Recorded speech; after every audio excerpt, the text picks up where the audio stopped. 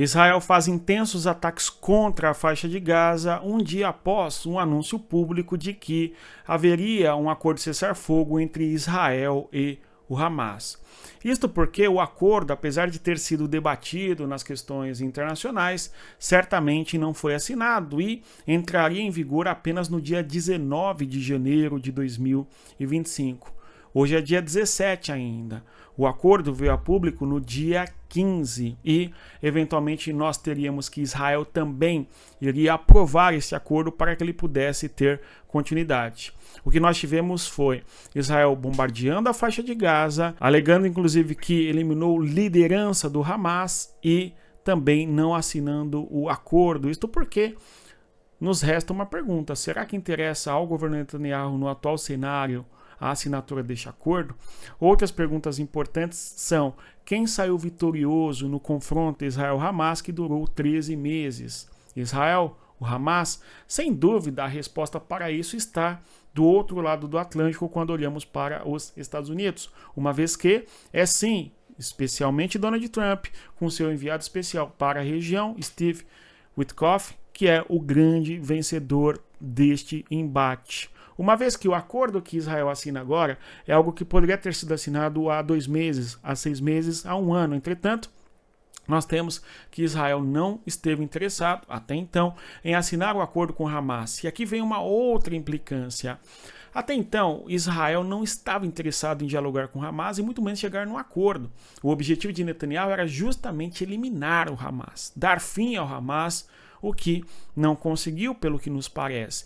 É claro, toda a cúpula política do Hamas, bem como também de outros grupos da região, como é o caso do Hezbollah, foram fortemente afetados. De modo que a pergunta a respeito de quem é vitorioso em termos militares é inquestionável. Israel é significativamente vitorioso e demonstrou por A mais B na região que tem enorme superioridade aérea em relação a todos seus vizinhos e região, além do mais, tem também uma capacidade de defesa antiaérea bem significativa, apesar de alguns mísseis oriundos do Iêmen terem atingido o território de Israel, bem como também do Irã. Mas o fato é que, mesmo diante deste cenário de Israel ser atacado por diversas potencialidades na região, Israel, de certa maneira, conseguiu resistir a este 1 ano e meio sem perder território, mas sim, inclusive, avançando sobre territórios em Gaza, no Líbano e também, mais recentemente, conforme nós observamos, na Síria. A grande questão que se fala é que Israel coloca em prática uma perspectiva de imperialismo, de expansão territorial.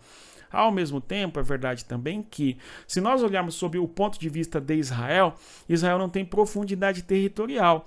E, de modo que Israel não se daria ao luxo de perder territórios, uma vez que, conforme muito se discute por aí, se Israel perder a guerra, Israel deixará de existir, porque certamente perderia os seus territórios e não teria para onde ir aquela população. Esta é uma grande discussão da geopolítica.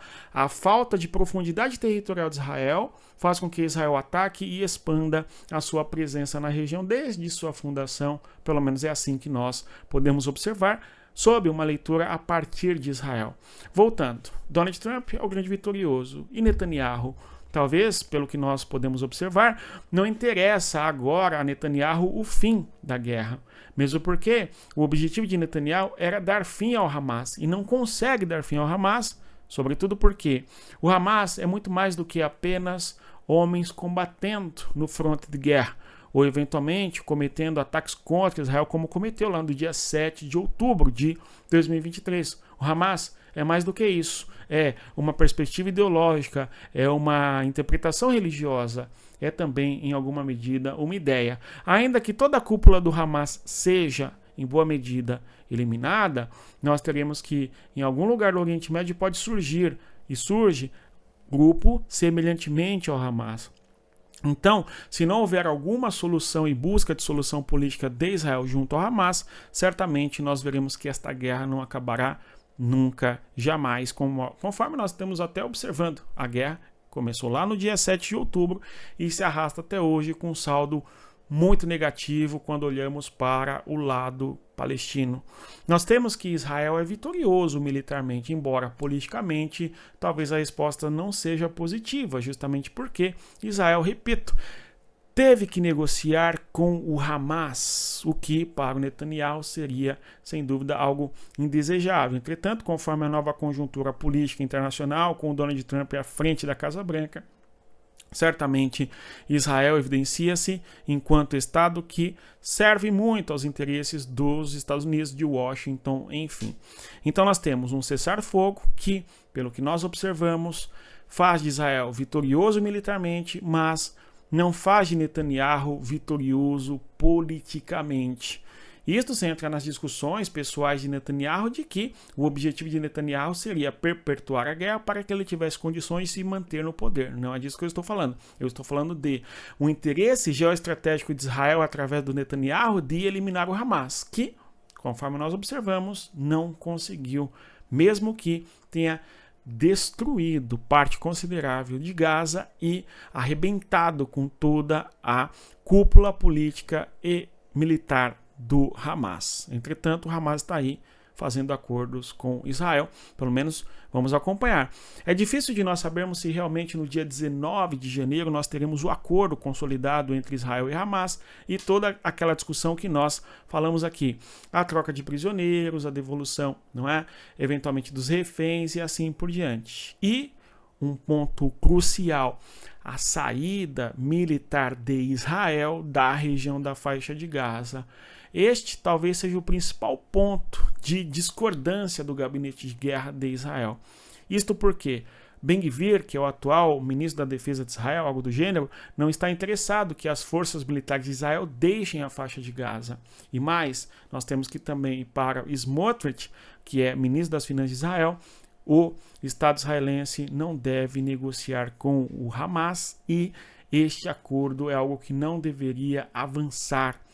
Mas, entretanto, além destes nomes, nós temos que olhar para o que pensa Washington e como que colocam as cartas nas mesas os Estados Unidos e outros atores, como é o caso do Catar, bem como também do Egito. O Catar, porque em boa medida tem lideranças do Hamas abrigadas em seu território. O Egito, porque é um país vizinho fronteiriço importante, que certamente pode influenciar no como o Hamas ou mesmo outros grupos na faixa de Gaza recebem produtos, uma vez que faz fronteira direto. E aqui entra um ponto importante. Israel não gostaria de sair militarmente da região sul de Gaza, aquele famoso território conhecido como Corredor Filadélfia, de onde Israel não pretende sair. E, pelo que vazou aí deste acordo, Israel teria que deixar esta região, o que não interessa muito para Israel, porque pela passagem de Rafah, conforme fala Israel, pode entrar armamentos para o Hamas e outros grupos na região da faixa de Gaza contra Israel. Mas é isso, se você chegou até aqui, eu agradeço a sua presença, reitero a você que curta e compartilhe o nosso canal, o nosso conteúdo. Bons estudos, respeita a geografia, até mais. Tchau, pessoal.